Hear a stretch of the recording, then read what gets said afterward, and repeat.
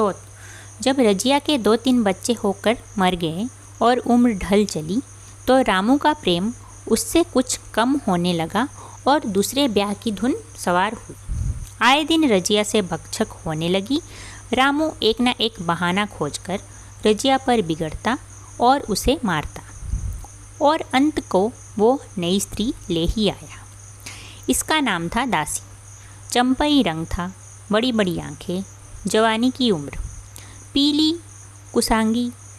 रजिया भला इस नबीओबना के सामने क्या जांचती। फिर भी वो जाते हुए स्वामित्व को जितने दिन हो सके अपने अधिकार में रखना चाहती थी। तिरकते हुए छप्पर को थुनियों से संभालने की चेष्टा कर रही थी। इस घर को उसने मर मर कर बनाया था, उसे सहज ही में छोड़ नहीं सकती। वह इतनी बेसमझ नहीं है कि घर छोड़कर जी जाए और दासी राज करे। एक दिन रजिया ने रामू से कहा, मेरे पास साड़ी नहीं है, जाकर ला दो। रामू उसके एक दिन पहले दासी के लिए अच्छी सी चुंदरी लाया था। रजिया की मांग सुनकर बोला, मेरे पास अभी रुपया नहीं था। रजिया को साड़ी की उतनी चाह न थी जितनी रामू और दसिया के आनंद में विघ्न डालने की। बोली, रुपये नहीं थे तो कल अपनी चहेती के लिए चुंदरी क्यों लाए? चुंदरी के बदले उसी दाम में 2 साड़ियाँ ले आते तो एक मेरे काम ना आ जाती। रामू ने स्वेच्छा भाव से कहा, मेरी इच्छा, जो चाहूँगा करूँगा, तू बोलने वाली कौन है? अभी उसके खेलने खाने के दिन है। तू चाहती है अभी से नॉन तेल की चिंता में उसे डाल दूँ? यह मुझसे ना होगा। तुझे ओढ़ने पहनने की साध है तो काम कर, भगवान ने हाथ पैर नहीं दिए। पहले तो घड़ी रात उठकर काम धंधे में लग जाती थी, अब उसकी डाह पर पहर दिन तक पड़ी रहती है। तो रुपये क्या आकाश से गिरेंगे? मैं तेरे लिए अपनी जान थोड़े ही दे दूँगा। रजिया ने कहा, तो क्या मैं उसकी लोड़ी हूँ कि वो रानी की तरह पड़ी रहे और मैं घर का सारा काम करती रहूँ? इतने दिनों तक छाती फाड़कर काम किया, उसका यह फल मिला तो अब मेरी बला काम करने आती है। मैं जैसे रखूँगा वैसे ही तुझे रहना पड़ेगा। मेरी इच्छा होगी रहूँगी, नहीं अलग हो जाऊँगी। जो तेरी इच्छा हो कर, मेरा गला छोड़। अच्छी बात है, आज से तेरा गला छोड़ती हूँ, समझ लूँगी, विधवा हो गई। रामू दिल में इतना तो समझता था कि यह गृहस्थी रजिया की जोड़ी हुई है, चाहे उसके रूप में उसके लोचन विलास के लिए आकर्षण ना हो। संभव था कुछ देर के बाद वो जाकर रजिया को मना लेता, पर दासी भी कूटनीति में कुशल थी। उसने गर्म लोहे पर चोटें जमाना शुरू की। बोली, आज देवी किस बात पर बिगड़ रही थी? रामू ने उदास मन से कहा, तेरी चुंदरी के पीछे रजिया महाभारत मचाए हुई है। अब कहती है अलग रहूँगी। मैंने कह दिया, तेरी जो जरे इच्छा हो कर। दासी ने आंख मटका कर कहा, ये सब नखरे हैं कि आकर हाथ पांव जोड़े, मनावन करे और कुछ नहीं, तुम चुपचाप बैठे रहो। 2-4 दिन में आप ही गर्मी उतर जाएगी। तुम कुछ बोलना नहीं, उसका मिजाज और आसमान पर चढ़ जाएगा। रामू ने गंभीर भाव से कहा, दासी, तुम जानती हो वो कितनी घमंडिन है। वो मुंह से जो बात कहती है उसे करके छोड़ती है। रजिया को भी रामू से ऐसी कृतज्ञता की आशा ना थी। वो जब पहले किसी सुंदर नहीं, इसलिए रामू को अब उससे प्रेम नहीं है। पुरुष चरित्र में यह कोई असाधारण बात न थी, लेकिन रामू उससे अलग रहेगा इसका उसे विश्वास न आता था। यह घर उसी ने पैसा जोड़े कर बनवाया। गृहस्थी भी उसी की जोड़ी हुई है। अनाज का लेन देन उसी ने शुरू किया। इस घर में आकर उसने कौन कौन से कष्ट नहीं झेले। इसीलिए तो कि परुख थक जाने पर एक टुकड़ा चैन से खाएगी और पड़ी रहेगी। और आज वो इतनी निर्दयता से दूध की मक्खी की तरह निकाल कर फेंक दी गई। रामू ने इतना भी नहीं कहा, तू अलग नहीं रहने पाएगी, मैं या खुद मर जाऊंगा या तुझे मार डालूंगा, पर तुझे अलग होने ना दूंगा। तुझसे मेरा ब्याह हुआ है, हंसी ठट्टा नहीं है। तो जब रामू को उसकी परवाह नहीं, तो वह रामू को क्यों परवाह करे? क्या सभी स्त्रियों के पुरुष बैठे होते हैं? सभी के माँ बाप बेटे पोते होते हैं। आज उसके लड़के जीते होते तो मजाल थी कि यह नई स्त्री लाते और मेरी ये दुर्गति करते। इस निर्दयी को मेरे ऊपर इतनी भी दया ना आई। नारी हृदय की सारी परवशता इस अत्याचार से विद्रोह करने लगी। वही आग जो मोटी लकड़ी को स्पर्श भी नहीं कर सकती, फूस को जलाकर भस्म कर देती है। दूसरे दिन रजिया एक दूसरे गांव चली गई। अब उसने अपने साथ कुछ ना लिया। जो साड़ी उसके देह पर थी वही उसकी सारी संपत्ति थी। विधाता ने उसके बालकों को पहले ही छीन लिया था, आज घर भी छीन लिया। रामू उस समय दासी के साथ बैठा हुआ आमोद विनोद कर रहा था। रजिया को जाते देखकर शायद वह समझ ना सका कि वह चली जा रही है। रजिया ने यही समझा। इस तरह तोरों की भांति वह जाना भी नहीं चाहती थी। वह दासी को, उसके पति को और सारे गांव को दिखा देना चाहती थी कि वो इस घर से ढेले की भी चीज़ नहीं लेके जा रही है। गांव वालों की दृष्टि में रामू का अपमान करना ही उसका लक्ष्य था। उसके चुपचाप चले जाने से तो कुछ भी नहीं होगा। रामू उल्टा सबसे कहेगा, रजिया घर की सारी संपदा उठा ले गई। उसने रामू को पुकार कर कहा, संभालो अपना घर, मैं जाती हूँ। तुम्हारे घर की कोई भी चीज़ अपने साथ नहीं ले जा रही। रामू एक क्षण के लिए कर्तव्य भ्रष्ट हो गया। क्या कहे, उसकी समझ में नहीं आया। उसे आशा ना थी कि वो यूं चल जाएगी। उसने सोचा था जब वो घर ढोकर ले जाने लगेगी तब वो गांव वालों को दिखाकर उनकी सहानुभूति प्राप्त करेगा। अब क्या करे? दसिया बोली, जाकर गांव में ढिंढोरा पीटाओ, यहाँ किसी को डर नहीं है। तू अपने घर से ले ही क्या आई थी जो कुछ लेकर जाओगी? रजिया ने उसके मुंह ना लगकर रामू से कहा, सुनते हो अपनी चहेती की बातें? फिर भी मुंह नहीं खुलता। मैं तो जाती हूँ, लेकिन दस्सो रानी, तुम भी बहुत दिन राज ना करोगी। ईश्वर के दरबार में अन्याय नहीं फलता। वह बड़े बड़े घमंडियों को घमंड चूर कर देता है। दसिया ठट्टा मारकर हंसी, पर रामू ने सिर झुका लिया। रजिया चली गई। रजिया जिस नए गांव में आई थी वह रामू के गांव से मिला ही हुआ था, अतएव यहाँ के लोग उसे परिचित हैं। वह कैसी कुशल गृहिणी है, कैसी मेहनती, कैसी बात की सच्ची, ये यहाँ किसी से छिपा ना था। रजिया को मजूरी मिलने में कोई बाधा ना हुई। जो एक लेकर दो काम करे, उसे काम की क्या कमी। 3 साल एक रजिया ने कैसे काटे, कैसे एक नई गृहस्थी बसाई, कैसे खेती शुरू की, इसका बयां करने बैठे तो पोथी हो जाए। संचय के जितने मंत्र हैं, जितने साधन हैं, वे रजिया को खूब मालूम थे। फिर अब उसे लाग हो गई थी और लाग में आदमी की शक्ति का पारावार नहीं रहता। गांव वाले उसका परिश्रम देखकर दांतों उंगली दबाते थे। वह रामू को दिखा देना चाहती थी, मैं तुमसे अलग होकर भी आराम से रह सकती हूँ। वह अब पराधीन नारी नहीं, अपनी कमाई खाती है। रजिया के पास बैलों की एक अच्छी जोड़ी है। रजिया उन्हें केवल खली भूसी देकर नहीं रह जाती, रोज़ 2-2 रोटियां भी खिलाती है। फिर उन्हें घंटों सहलाती, कभी कभी उनके कंधों पर सिर रखकर रोती और कहती, अब बेटे हो तो पति हो तो तुम ही हो।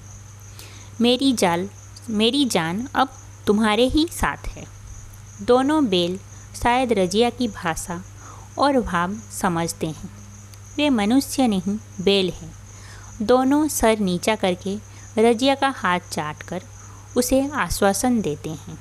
वे उसे देखते ही कितने प्रेम से उसकी ओर ताकने लगते हैं, कितने हर्ष से कंधा झुलाकर पर जुबा रखवाते हैं और कैसा जी तोड़ काम करते हैं। ये वो लोग समझ सकते हैं जिन्होंने बैलों की सेवा की है और उनके हृदय को अपनाया है। रजिया इस गांव की चौधराइन है। इसकी बुद्धि जो पहले नित्य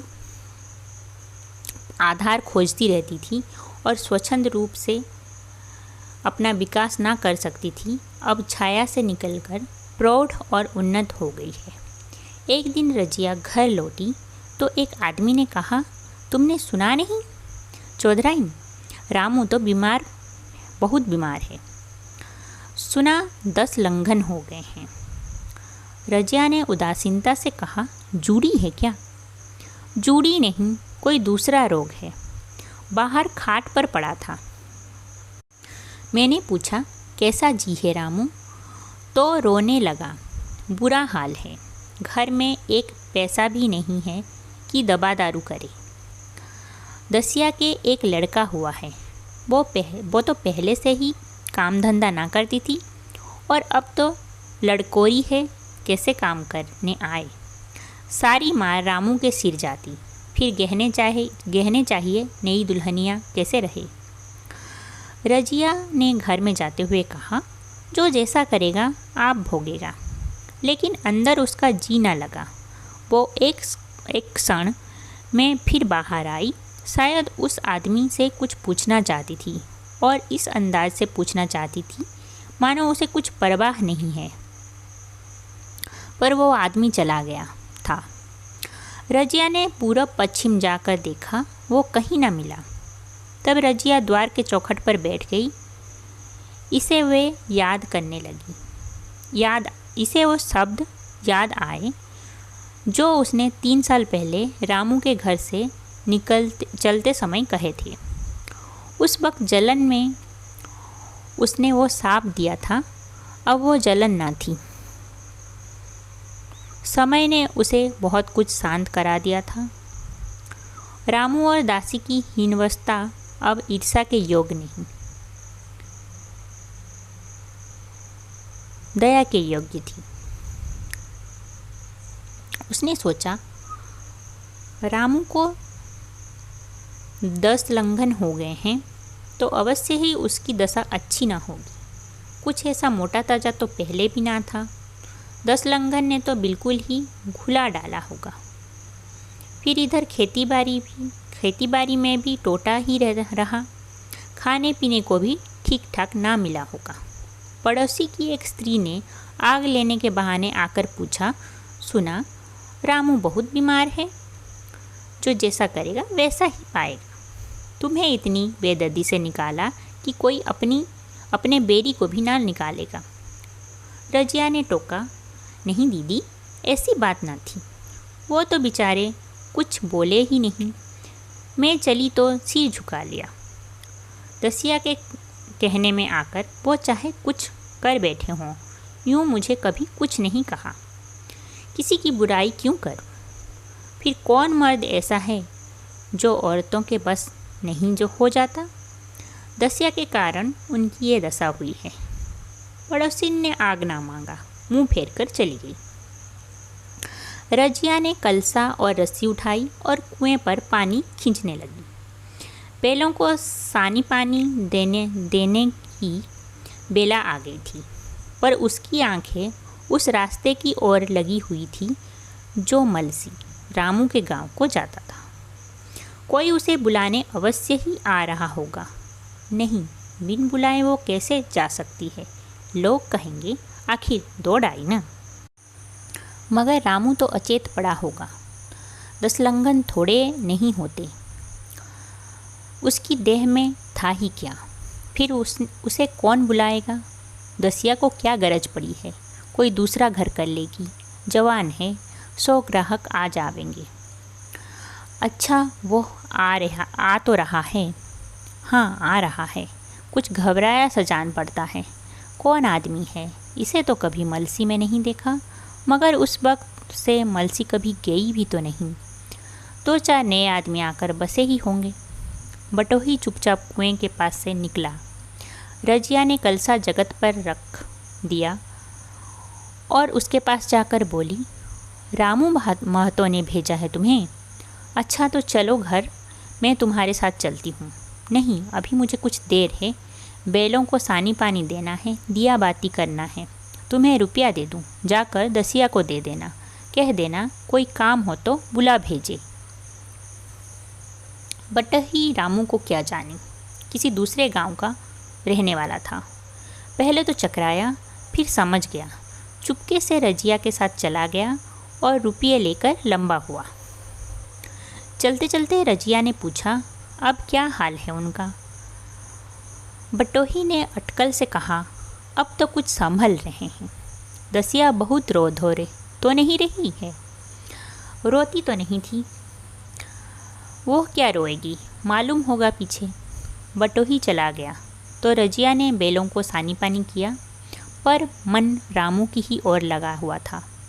स्नेह स्मृतियाँ छोटी छोटी तारिकाओं की भांति मन में उदित होती जाती थी। एक बार जब वह बीमार पड़ी थी, वह बात याद आई।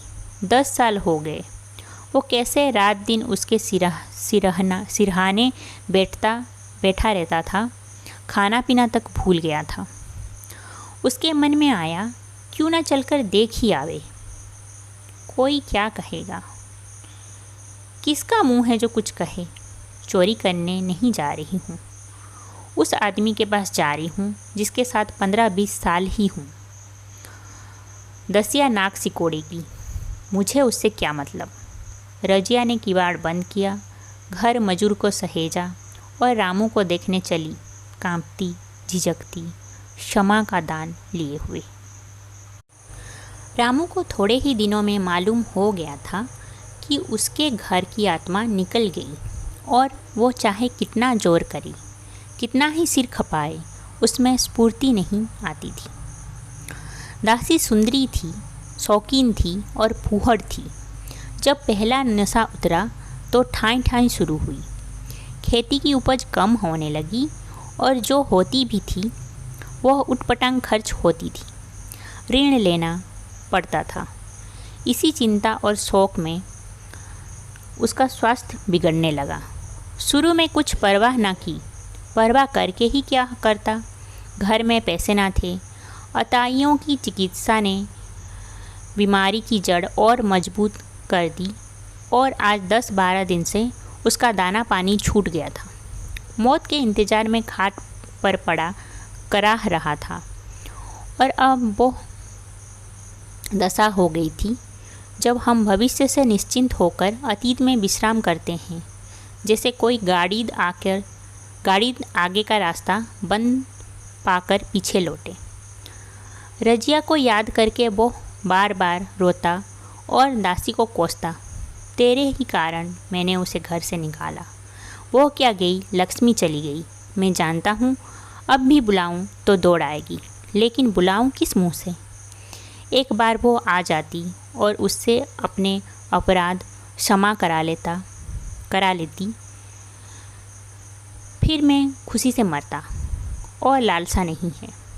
सहसा रजिया ने आकर उसके माथे पर हाथ रखते हुए पूछा, कैसा जी है तुम्हारा? मुझे तो आज ही हाल मिला। रामू ने सजल नेत्रों से उसे देखा पर कुछ कह ना सका। दोनों हाथ जोड़कर उसे प्रणाम किया पर हाथ जुड़े ही रह गए और आंख उलट गई। लाश घर में पड़ी थी। रजिया रोती थी, दसिया चिंतित थी। घर में रुपए का नाम नहीं। लकड़ी तो चाहिए ही, उठाने वाले भी जलपान करेंगे। कफन के बगैर लाश उठेगी कैसे? 10 से कम खर्च ना था। यहाँ घर में 10 पैसे भी नहीं। डर रही थी कि आज गहन आफत आई।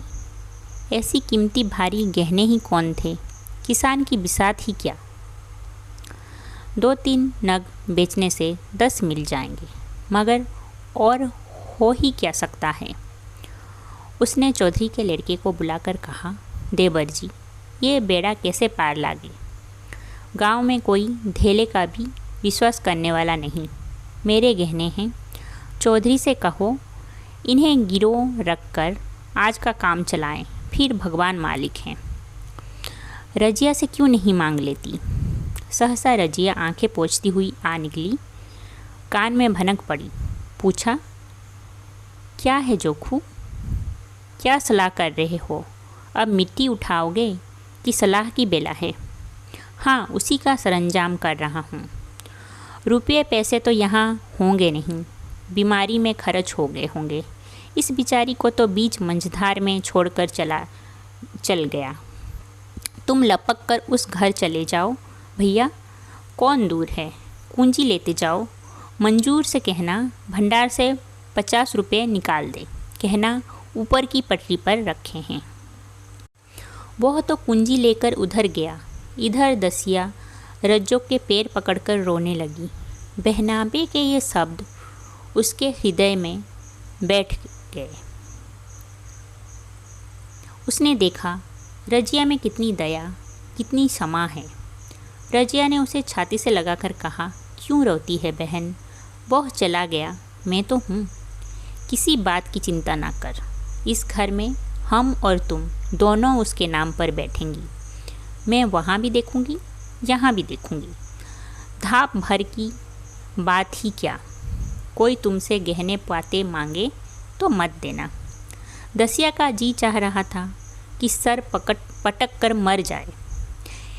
इसे उसने कितना जलाया, कितना रुलाया और घर से निकाल कर छोड़ा। रजिया ने पूछा, जिस चीज़ के रुपए हों सूरत करके मुझे बता देना। मैं झगड़ा नहीं रखना चाहती। बच्चा दुबला क्यों हो रहा है। दसिया बोली, मेरे दूध नहीं होता है। गाय जो तुम छोड़ गई थी वह मर गई, दूध नहीं पाता। राम राम, बेचारा मुरझा गया। मैं कल ही गाय लाऊंगी, सभी गृहस्थी उठा लाऊंगी। वहाँ क्या रखा है। लाश उठी, रजिया उसके साथ गई। दाह कर्म किया, भोज हुआ। कोई 200 रुपये खर्च हो गए, किसी से मांगने ना पड़े। दसिया का जौहर भी इस त्याग की आंच में निकल आए। बिलासनी सेवा की मूर्ति बन गई। आज रामू को मरे 7 साल हुए हैं। रजिया घर संभाले हुए है। दसिया को वो सौत नहीं बेटी समझती है। पहले उसे पहनाकर तब आप पहनती है, उसे खिलाकर आप खाती है। जोखू पढ़ने जाता है, उसकी सगाई की बात पक्की हो गई है। इस जाति में बचपन से ही ब्याह हो जाता है। दसिया ने कहा, बहन गहने बनवा कर क्या करोगी, मेरे गहने तो हैं, धरे ही हैं। रजिया ने कहा, नहीं री, उसके लिए नए गहने बनवाऊंगी। अभी तो मेरा हाथ चलता है, जब थक जाऊं तो जो चाहे करना। तेरे अभी पहनने ओढ़ने के दिन हैं, तू अपने गहने रहने दे। नाइन ठाकुर सोहाती करके बोली, आज जोखू के बाप होते तो कुछ और ही बात होती। रजिया ने कहा, वो नहीं है तो मैं तो हूँ। वे जितना करते मैं उसका दुग्गा करूँगी। जब मैं मर जाऊँ तब कहना जोखू का बाप नहीं है। ब्याह के दिन दसिया को रोते देखकर रजिया ने कहा, बहू तुम क्यों रोती हो, अभी तो मैं जीती हूँ। घर तुम्हारा है, जैसे चाह रहो। मुझे एक रोटी दे दो बस, और मुझे क्या करना है। मेरा आदमी मर गया, तुम्हारा तो अभी जीता है। दसिया ने उसकी गोद में सर रख दिया और खूब रोई। जी तुम मेरी माता हो, तुम ना होती तो मैं किसके द्वार पर खड़ी होती। घर में तो चूहे लौटते थे, उनके राज में मुझे दुख ही दुख उठाने पड़े। सुहाग का सुख तो मुझे तुम्हारे राज में मिला। मैं दुख से नहीं रोती हूँ भगवान की दया पर कि कहाँ मैं और कहाँ ये खुशहाली। रजिया मुस्कुराकर रो दी।